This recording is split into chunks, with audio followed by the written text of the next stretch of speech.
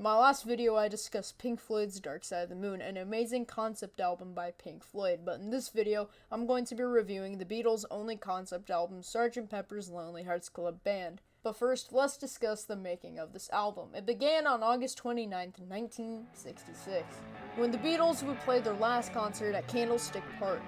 After this concert, they would take a 3-month break before heading back into the studio on the 24th of November, 1966.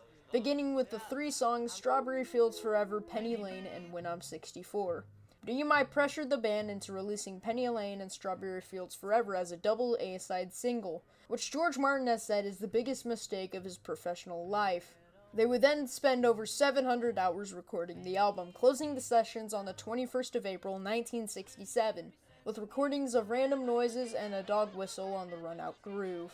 And with out of the way, let's get into the album kicks off with the title track, a rock song complete with a brass ensemble and sounds of an orchestra warming up. It's a nice little opener to the album, but isn't really anything to write home about.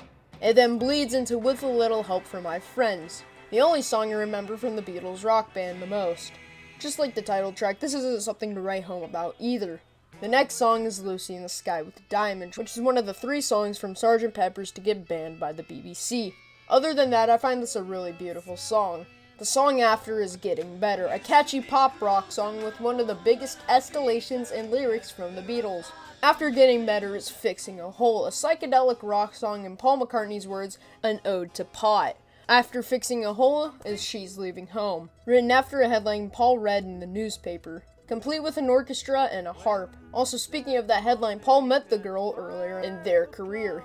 Side 1 closes with the psychedelic circus song Being for the Benefit of Mr. Kite, the second song to be banned by the BBC for the lyric Henry the Horse, which is supposedly a slang term for heroin, which both Paul and John have denied.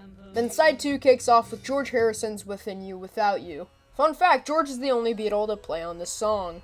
Personally, I like the song, but it was a weird choice to kick off side 2 with it. It then goes into When I'm 64. Paul McCartney originally wrote the melody when he was 14. It also features 4 clarinets. Although being one of the weakest songs on Sgt. Pepper's, I still find it a good song.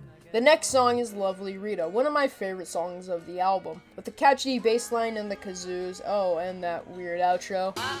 It then goes into Good Morning, one of the most annoying songs on the album.